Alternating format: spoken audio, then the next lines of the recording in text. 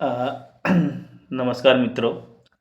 आज हम लोग बात करेंगे जो बिहार में विधानसभा के चुनाव हुए हैं और इसमें बीजेपी, आरजेडी और संयुक्त रूप से देखा जाए तो एनडीए और महागठबंधन, ये दोनों के बीच में चुनाव आज संपन्न हुआ।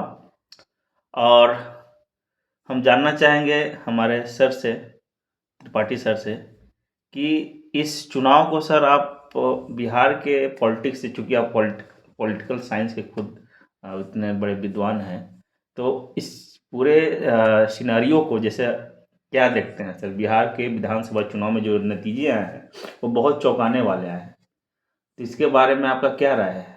तो इस पर हमें बात करना चाहिए। देखिए, चुनाव बिहार की जो राजनीति है अभी तक जो चल रही थी, हाल फिलहाल के कुछ सालों में चुनाव दो ध्रुवीय होता था कि या तो एनडीए की तरफ या तो ये गठबंधन की तरफ। और गठबंधन का सबसे बड़ी पार्टी आरजेडी, बिहार के क्षेत्रीय दल और ताकतवर दल, और दूसरा विपक्ष में देखा जाए तो जेडीयू जेडीयू सबसे बड़ा दल था। और भारतीय जनता पार्टी जो एक राष्ट्रीय दल है वो और केंद्र में सत्ता में है और एक मजबूत पार्टी है। तो ये देखा गया कि पहले क्या होता था कि अगर कोई वोटर ये एनडीए गठबंधन से नाराज है तो एम आरजेडी के गठबंधन, महागठबंधन के पास, इंडिया गठबंधन के पास आ जाता था। और अगर इधर से नाराज है तो एनडीए की तरफ चला जाता था। तो इस बार क्या हुआ कि क्योंकि नाराजगी किससे होगी? जो सत्ता में है। और इस बार क्या हुआ कि जो नाराजगी थी वो विपक्ष की तरफ ट्रांसफर होने के बजाय जो तीसरा विकल्प आया जनसुराज का, जनता के सामने एक विकल्प था, तो जो विपक्ष की तरफ ना जाके वो विकल्प की तरफ हो चला गया। तो इससे क्या हुआ कि जो सत्ता पक्ष है उससे काम नहीं आया सर। वो जो विकल्प आपने बताया कि जनसुराज विकल्प है, तो विकल्प तो कुछ खास कर नहीं पाया बिहार में। विकल्प देखिए कर तो नहीं पाया, ये बात मैं अपनी बात को कंप्लीट कर देता हूँ। बोलिए। कि विकल्प जो है वो जनसुराज की तरफ गया। इससे क्या हुआ कि सत्ता पक्ष को डैमेज नहीं हुआ, क्योंकि अगर सत्ता पक्ष को डैमेज तब होता है कि जब वो विकल्प उनके मतलब कि जो नाराज है, जो एंटी इनकम्बेंसी जिसे जनप्रतिनिधियों के प्रति कहते हैं, जो सिटिंग है एमपी एमएलए, तो जब वो विपक्ष के पास जाता तो विपक्ष को मजबूत कर देता है। ठीक है। तो जब वो विपक्ष के पास गया नहीं तो विपक्ष मजबूत नहीं हुआ। जो इनका माइनस तो हुआ लेकिन विपक्ष का प्लस नहीं हुआ। और दूसरी चीज, जैसे आपने पिछले चुनाव में देखा 5 साल पहले 2020-21 के चुनाव में, उसमें जो लोक जनशक्ति पार्टी रामविलास है, चिराग पासवान जिसका नेतृत्व कर रहे हैं, उन्होंने उन सभी सीटों पे चुनाव लड़ा जिस पर जेडीयू चुनाव लड़ रही थी। सही बात। तो लेकिन इस बार उनका आपसी तालमेल इतना अच्छा हो गया कि दोनों पार्टियों का, चाहे एलजेपी रामविलास हो चिराग पासवान के नेतृत्व में या जेडीयू के नेतृत्व में, ये पार्टी का दोनों, ये पूरे इस गठबंधन का, एनडीए का बहुत अच्छा समन्वय रहा और उसको आज आप परिणाम के रूप में देख रहे हैं। मतलब ये बोला जा सकता है कि क्योंकि चिराग पासवान गठबंधन में है इसीलिए दलितों का वोट जो है वो मोबिलाइज हो गया और वो कांग्रेस बीजेपी में चला गया। हाँ, एनडीए का है, हम बीजेपी नहीं कहा। हाँ, उसका फायदा क्योंकि जेडीयू को भी हुआ और उसका फायदा भारतीय जनता पार्टी को भी हुआ। क्योंकि चिराग ने, अगर आपने पिछले चुनाव में देखा होगा, चिराग पासवान ने उन सीटों पे चुनाव नहीं लड़ा जिसपे भारतीय जनता पार्टी चुनाव लड़ रही थी। इसका मतलब यह है कि एक राष्ट्रीय पार्टी से जो केंद्र में सत्ता में है उससे अपने रिश्ते खराब नहीं करना चाहती थी। इनका तालमेल बहुत अच्छा रहा। लेकिन आप वहीं दूसरी तरफ देखो कि महागठबंधन में इनका समन्वय नहीं बन पाया। 11 सीटें ऐसी थी जहां कांग्रेस और आरजेडी दोनों चुनाव लड़ रही थी। इन्होंने सीमांचल में, वो असदुद्दीन ओवैसी AIMIM उनकी पार्टी है, वो गठबंधन करना चाहते थे, इन्होंने उनको सीट देने से नकार दिया। और वहां आज के टाइम में जो तीसरा विकल्प हमने देखा कि तमाम पूरे बिहार में चुनाव लड़ी, उससे ज्यादा मतलब कि अपनी सीटों को जीती हुई सीट में कन्वर्ट कर पाई AIMIM।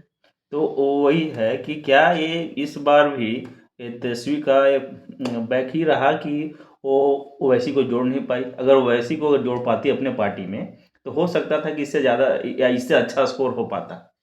क्या कहना है तो इस पर? जहाँ जैसे कि मुस्लिम वोटर तो और उसी में जुड़े हुए मुस्लिम हैं ना। वोटर बढ़ जाता है जब जहाँ AIM और आरजेडी दोनों लड़ रही हैं, क्योंकि MY समीकरण आरजेडी के लिए काम करता है।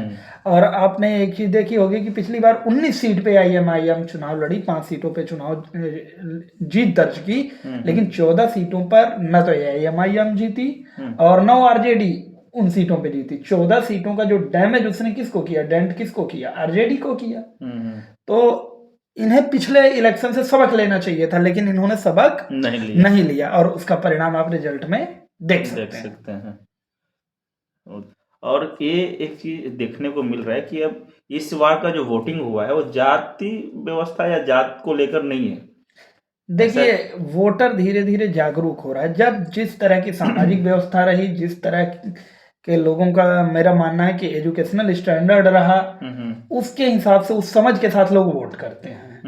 तो अब जनता को आप उस तरीके से देखोगे कि जनता आज भी जो 20 साल 25 साल पहले जिस माइंडसेट के साथ वोट करती थी और आज भी उसी माइंडसेट के साथ वोट करेगी, तो ये संभव नहीं है, क्योंकि समय के साथ लोगों का माइंडसेट बदलता है, परिस्थितियां बदलती हैं। और कहीं न कहीं नीतीश कुमार के काम और उससे पिछली सरकार के बारे में जो एक शब्द हमने इस चुनाव में बहुत ज़्यादा सुना, जंगल राज, जंगल राज, जंगल राज। और जिस तरह के माननीय प्रधानमंत्री नरेंद्र मोदी ने जिस तरह के मुद्दे उठाए कि उनके से जो गीत संगीत जो उनके मंचों पे भी गाए गए, तो लोगों ने उनको हुड़दंगी के रूप में भी लिया। तो ये कहीं न कहीं जो जनसामान्य है, जो एक तरह से उनका कैडर वोट नहीं है, वो उनसे दूर हुआ, जो कि आरजेडी को मिल सकता था। अच्छा, तो ये जो जैसे मैं अभी इधर ओबरा विधानसभा को देखने में मिल रहा है कि वहाँ हमेशा और हमेशा इतिहास रहा है कि आरजेडी का कैंडिडेट ही जीतता था, लेकिन इस बार पूरा का पूरा गेम जो है वो पलट चुका है। तो ये समीकरण भी बिगड़ते जा रहा है। अब देखिए, ओबरा विधानसभा में लोग ये मान के चलते हैं कि यादव समाज ज्यादा रहता है, लेकिन इसका मतलब ये थोड़ा ना कि यादव समाज वहाँ 50% है। जातिगत जनगणना तो बिहार में कराई गई है। तो अगर आप उन समीकरणों को राजनीतिक इस्तेमाल करना चाहोगे तो आपके टाइम में कोई भी मूर्ख नहीं है। अगर आप जनता के हित में काम नहीं करोगे तो केवल जाति के नाम पे चुनाव नहीं जीतोगे। अब जनता काम को वोट कर रही है, जनता जाति और धर्म को वोट नहीं कर रही है, ये समझना होगा राजनीतिक पार्टियों को। तो क्या आप ये मानते हैं कि जो अभी नीतीश सरकार ने हर एक महिला के खाते में 10,000 पहुंचाने का काम किया है, ये उसके लिए प्लस पॉइंट रहा है इस जीत? देखिए, ये बिल्कुल प्लस पॉइंट हो सकता है, क्योंकि 10,000 दे दिया और 1,90,000 का उनके सामने ड्रीम है कि अगर ये चुनाव जीतेंगे तो 1,90,000 तभी मिलेंगे। हो सकता है कोई और वो योजना बंद कर दे, तो जो वर्तमान में है उसी से उम्मीद लगाई जा सकती है। जिसने 10,000 दिए वो 1,90,000 भी देगा। अच्छा, तो ये योजना बहुत सफलता पूर्वक काम किया नीतीश कुमार के लिए, और न केवल नीतीश कुमार के लिए, पूरी एनडीए सरकार के लिए काम किया उस योजना ने। और उसका असर आप चुनाव के परिणामों में देख सकते हो कि आज एनडीए 202 सीट पे, और जिसमें आप ये भी देखोगे कि बीजेपी की सीटों में और जेडीयू की सीटों में बहुत ज्यादा अंतर नहीं है। कि 89 सीट पे अगर बीजेपी है तो 85 सीट पे जेडीयू है। तो यहाँ कोई किसी से कम भी नहीं है, और ये कहीं ना कहीं नीतीश कुमार के चेहरे पे लड़ा गया चुनाव है, क्योंकि जो सत्ता में है, जो मुख्यमंत्री है, चेहरा उसका होता है। और एक चीज और है कि ये जो भी वृद्धा पेंशन है या फिर 125 यूनिट बिजली फ्री है, तो अब तो चूंकि जीत चुके हैं तो वे फ्री करेंगे, सब कुछ करेंगे या फिर? देखिए, अगर आप बिजली की बात करें तो बिजली इन्होंने पहले फ्री कर दी थी। ठीक है, क्योंकि इन्होंने ये घोषणाएं पहले कर दी थी और वो चीजें इम्प्लीमेंट हो चुकी हैं। तो खासकर जो जन कल्याण के काम हैं ये सब, और जन कल्याण के क्षेत्र में लोग एक कदम आगे बढ़ते हैं, खासकर बिहार जैसे स्टेट में जिसको एक गरीब राज्य माना जाता है। यहाँ सरकार का बैकफुट पे आने का कोई सवाल नहीं उठता है। और मेरे बहुत सारे यूजर्स हैं जो पूछते हैं कि अभी अब चूंकि ये फिर से आ चुकी है सत्ता में, तो जो बहाली आने वाली थी शिक्षक भर्ती की TRE 4 को लेकर, तो अब उस पे क्या है, सरकार का क्या राय होगा, और या क्या इस पे वो लोग अपना रोड मैप तैयार करेगा? देखिए, सरकार ने अभी पिछले 2 वर्षों में शिक्षक भर्तियां या तमाम विभागों में भर्तियां की, और जो रही बात शिक्षक भर्ती TRE 4 की, तो हो सकता है कि अब उसके लिए नए तरीके से देखा जाए। अभी एस्टेट में उतने लोगों को मौका नहीं मिल पाया, एक एस्टेट कराया है और एस्टेट का इन्होंने कहा था कि हर 6 महीने पे कराएंगे, क्योंकि अब सरकार पूरी तरह से बहुमत में है, तो अब उसे चुनाव जीतने के लिए भर्ती निकालने की जरूरत नहीं है। वो सिस्टम को, व्यवस्था को बेहतर बनाने के लिए अब उसको भर्ती निकालने की जरूरत है। तो अब हो सकता है कि वो एक बार दोबारा से चीज़ों को रिवाइज करे, फिर से स्टडी करे और ज़रूरत के हिसाब से उस पर काम करे। अब सरकार की मजबूरी नहीं है। अच्छा, और एक मैं लास्ट क्वेश्चन आपसे पूछना चाह रहा हूँ कि जब शुरुआती वोटिंग काउंटिंग शुरू की, जो बैलेट पेपर पे हो रही थी, उसके बारे में बड़ा दिलचस्प रहा, तो उसके बारे में बताइए कैसे क्या हुआ उसमें? देखिए, ये देखा गया है कि जो पढ़ा लिखा वोटर है, खासकर इसमें सरकारी कर्मचारियों के वोट बैलेट में जाते हैं, तो ये जनसुराज के जो नेता हैं, सूत्रधार हैं प्रशांत किशोर, उन्होंने ओवैसी के खिलाफ एक बड़ी मुहिम छेड़ रखी थी कि 9वीं फेल 9वीं फेल 9वीं फेल।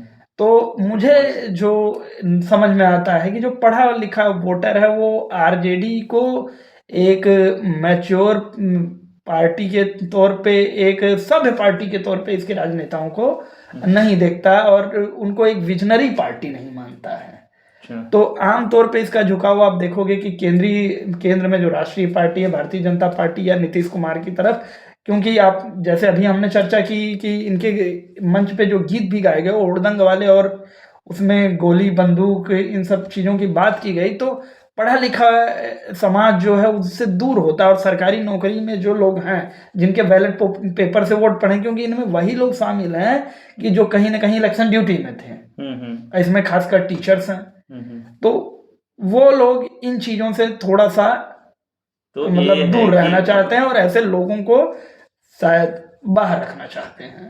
और एक स्टेटमेंट जो बहुत ज़्यादा वायरल है तेजस्वी यादव का कि अगर हम सत्ता में आते हैं तो हर एक घर में नौकरी देंगे, ये कहीं ना कहीं उसको डैमेज किया, उन्हें डैमेज किया या फिर क्या है? देखिए, ये तेजस्वी यादव का कहना बहुत आसान है, कहने को तो देखिए कुछ भी कह सकता है कोई भी कि हम ये कर देंगे, मतलब, लेकिन करने की क्षमता होनी चाहिए। मान लीजिए कि मैं एक बात कह रहा हूँ कि एक घर में भी 4 बच्चे हैं और दूसरे घर में भी 4 बच्चे हैं। अब आप सरकारी नौकरी का एग्जाम तो क्योंकि ये कोई खैरात तो बट नहीं आज के टाइम में फ्री एंड फेयर और कंपटीशन से एग्जाम निकालना है। तब जब एक वो 4 बच्चे बढ़िया मतलब पढ़ाई लिखाई का उनको एक अच्छा माहौल मिला, पढ़ लिख के मेहनत से एग्जाम दे रहे हैं, तो हो सकता है कि उस घर के चारों नौकरी लग जाए। सरकारी नौकरी की हम बात करें तो कंपटीशन, क्योंकि वो कंपटीशन फेस करना है, इसमें ये घर वाइज रिजर्वेशन वाला कॉन्सेप्ट तो आएगा नहीं कि हर घर में एक नौकरी कंपलसरी, और दूसरे घर में 4 बच्चे हैं वो एक भी नहीं पढ़ाई कर रहा है। अब फॉर्म भरना बहादुरी नहीं है, आपने फॉर्म भर दिया, पेपर में बैठ गए, लेकिन पेपर में बैठने से कंपटीशन नहीं पास हो रहा है ना। तो ये चीज़ समझनी पड़ेगी कि अगर आप काबिलियत हो तो उससे नौकरी ले पाओगे, और हर घर में नौकरी देना इतनी बड़ी जनसंख्या वाले स्टेट में, ये मतलब एक तरह से दिवा स्वप्न वाली बात है कि दिन में आप सपने दिखा रहे हो। अच्छा, तो मोदी भी तो आकर बोलते हैं कि रील्स बनाना भी एक रोजगार है, तो देखिए, तो बताइए उसके बारे में। कुछ चीज़ें हैं कि रील्स बनाना है रोजगार है, या पहले उन्होंने कह दिया है कि पकौड़े तलना भी रोजगार है, तो कुछ लोग उससे बहुत अच्छी कमाई कर रहे हैं, इसमें कोई दो राय नहीं। आज के टाइम में सोशल मीडिया और यूट्यूब और इंस्टाग्राम रील जनरेशन, इससे बहुत सारे लोग आपने देखा होगा कभी कभी वायरल भी हो जाते हैं, तो ये खराब चीज़ नहीं है, लेकिन ये सब के लिए फायदेमंद नहीं है। रील बनाना रोजगार है, लेकिन ये सब के लिए रोजगार नहीं हो सकता, कि वो किस स्तर पे कौन कितना प्रमोट हो जाता है, कितना कोई चीज़ वायरल हो जाती है, क्योंकि डिजिटल युग है, लोगों को कब क्या पसंद आ जाओ एक अलग चीज़ है, लेकिन ये बड़े परिप्रेक्ष्य में या एक बड़ी जनसंख्या के लिए ये ऐसा कहना संभव नहीं कि उसी से सबको रोजगार मिल जाएगा। चलिए, आपका बहुत धन्यवाद सर कि आपने सभी बिंदुओं को इस चुनाव को रखा, और आशा करते हैं कि जितने भी हमारे व्यूअर्स हैं वो उस बात को समझेंगे, और अगर कोई भी डाउट और कुछ भी अगर क्वेश्चन पूछना चाहते हैं तो आप हमें मैसेज के माध्यम से पूछ सकते हैं। तब तक के लिए आप सभी को धन्यवाद। धन्यवाद सर।